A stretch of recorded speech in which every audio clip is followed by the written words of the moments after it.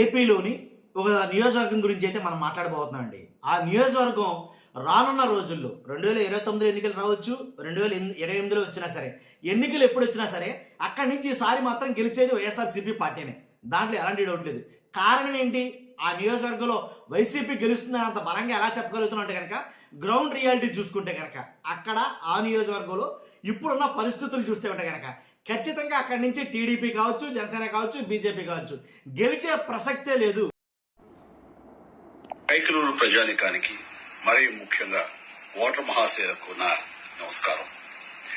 ఈ విధంగా మీ ముందుకు రావడానికి ప్రధానమైన కారణం అక్కడ బీజేపీ తరఫున నిలబడుతున్నటువంటి ఎమ్మెల్యే అభ్యర్థి కామినేని శ్రీనివాసరావు గారు. ఆయన నాకు అత్యంత ఆప్తుడు, నాకు నా హృదయానికి చాలా దగ్గరైన వ్యక్తి, ఒక నమ్మకమైన వ్యక్తి. నాకు ఆప్తుడు అవటం అన్నది నాకు ఎంతో సంతోషం, ఎంతో భరోసా. అలాంటి వ్యక్తి రోజున మీ ముందు ఎమ్మెల్యే అభ్యర్థిగా నిలబడి ఉన్నారు. ఆయన మంచితనమే కాదు, ఆయన సమర్థుడు కూడాను.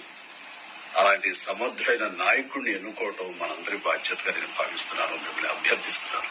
ఈ రోజున మీకు సేవలు అందివ్వడం కోసంగా కైకలూరు నియోజకవర్గంలో ఆయన నిలబడి మీకు అన్ని విధాలుగా చేతుడు వాదుడుగా ఉంటూ మీ మనిషిగా, ప్రజల మనిషిగా మీ సమస్యలు తీర్చడం కోసంగా మీ కైకలూరు నియోజకవర్గం అభివృద్ధి చేయాలనే ఒక దృఢ సంకల్పంతో ఆయన ఈ రోజున పూనుకున్నారు. అలాంటి వ్యక్తిని ఎన్నుకోవటం అంటే మళ్ళా మనం అభివృద్ధి పదంలోకి ముందుకు తీసుకువెళ్ళటమే.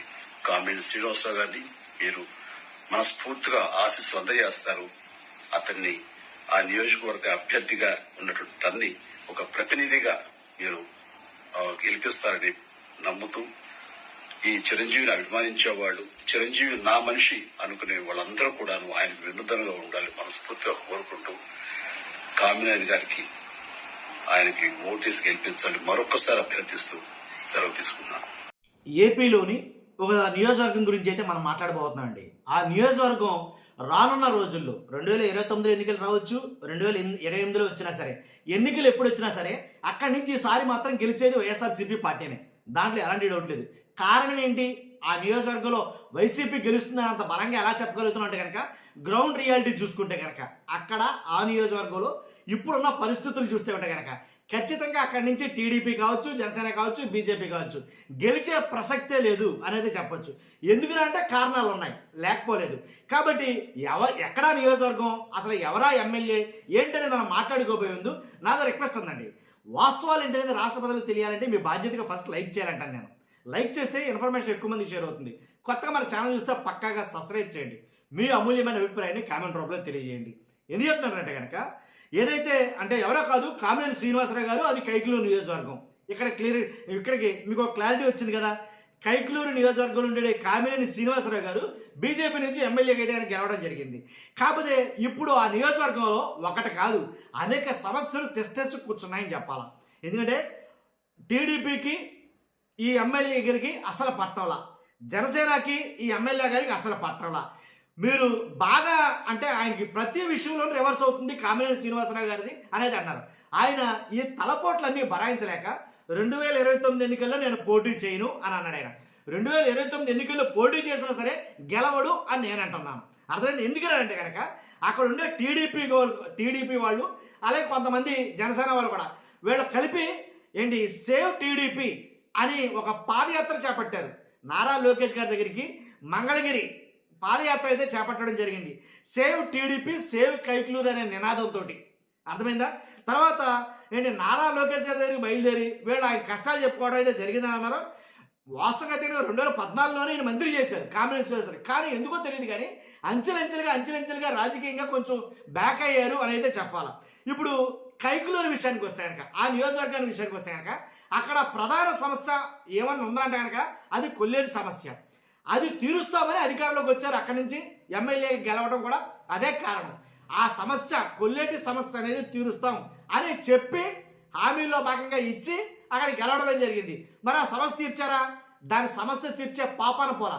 ఒకసారి వెళ్తే కనుక ఎమ్మెల్యే గారు అక్కడికి వెళ్తే అక్కడ కొంత గందరగోళం సృష్టిస్తే కనుక వాళ్ళు మాట్లాడిన మాటలు ఏంటంటే కొల్లేరు సమస్యకి శాశ్వత పరిష్కారం చూపిస్తా అన్నారు. ఏం చేశారు? మమ్మల్ని వదిలేశారు ఇలాగా. కాబట్టి అని ఎమ్మెల్యే గారి పైనే కొల్లేరు వాసులు తిరగబడ్డటువంటి పరిస్థితులు ఏర్పడ్డాయి. అంతేకాదు వాళ్ళు మాట్లాడిన మాటలు వైఎస్ఆర్సీపీ హయాంలోనే మాకు బాగా జరిగింది, మా పనులన్నీ చక్కగా జరిగాయి, ఇప్పుడు మీరు వచ్చాక మాకు అసలు ఏం జరుగుతులేదు, దిక్కు దివాణం లేదు అని వాళ్ళు మాట్లాడడం జరిగింది. ఆ వీడియోలు బయటకు వచ్చి వైరల్ అయిన సందర్భాలు కూడా ఉన్నాయి. కాబట్టి ఏదేమైనప్పటికీ మీరు వేస్ట్, మీ ప్రభుత్వం వేస్ట్, జగన్ గారు బెస్ట్ అన్నట్టుగా వాళ్ళు మాట్లాడారు. ఆ లైవ్ వీడియోలు ఉన్నాయి. కాబట్టి అంతేకాదు ఈయన అంటే ఏది చేసినా రివర్స్ అవుతుందని గతంలో నేను మాట మాట్లాడాను. ఎందుకన్నానంటే కామినేని శ్రీనివాస్ గారు అసెంబ్లీలో సినిమా వాళ్ళ ప్రస్తావన తీసుకొచ్చినాడు. బాలకృష్ణ గారు దాని మీద ఆయన స్టాండ్ తీసుకుని ఎవరది చిరంజీవి గారికి అసలు వెళ్ళి పిలిచింది అడిగాను అన్నారు. ఎవరు అడిగారు? బాలకృష్ణ గారు మళ్ళీ దాన్ని అందుకోవడం, అది సీరియస్ అవడం, అది పెద్ద మళ్ళీ రివర్స్ అవడం, అది చంద్రబాబు నాయుడు గారి దగ్గరికి వెళ్ళటం, అది కూడా ఇంక రివర్స్ అవడం అయితే జరిగింది. కానీ ఈ రకంగా ఏ విషయంలో చూసినా సరే కొల్లేరు ప్రధాన సమస్య అండి. ఎందుకంటే అక్కడ సామాజిక వర్గం అంటే ఈ కైకులూరు నియోజకవర్గంలో డామినేటెడ్ సామాజిక వర్గం ఏమైనా ఉందంటే కనుక అది వడ్డీ సామాజిక వర్గం. కాబట్టి ఈ వడ్డీ సామాజిక వర్గంలోనే ఆ నియోజకవర్గంలో 16,000 ఓట్లు పైచులకైతే ఉన్నాయి అనేది మాట్లాడతారు.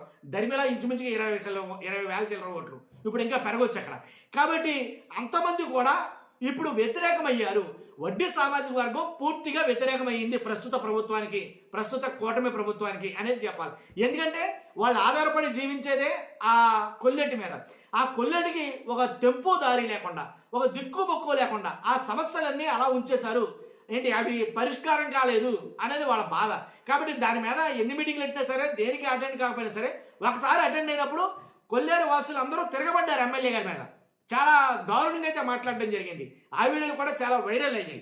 కాబట్టి ఈ రకంగా చూసుకుంటే కనుక అంటే ఇప్పుడు టీడీపీ వాళ్ళకు కూడా అక్కడ ఉండేటటువంటి వాళ్ళలో వాళ్ళకి పడవపోవడం.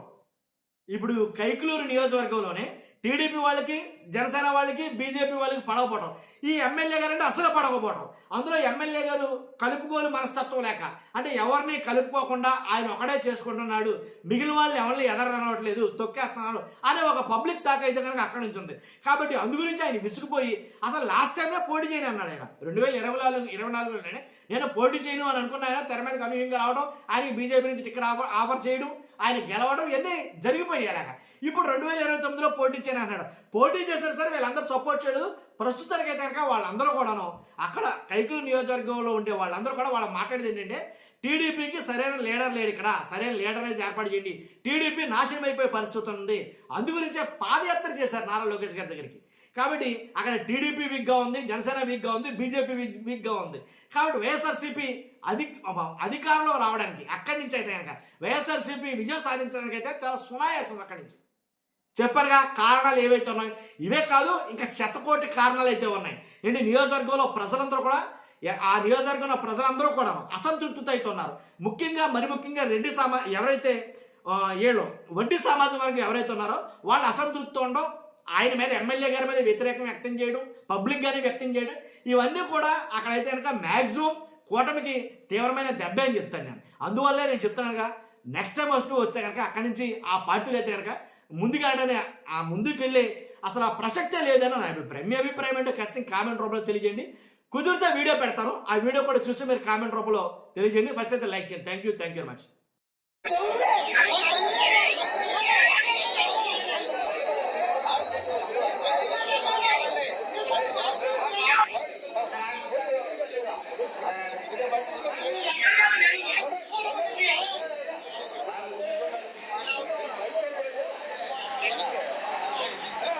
కైక్లూరు మండలం కొల్లేటికోట పెద్దింట్లమ్మ దేవస్థానం వద్ద 200 మందితో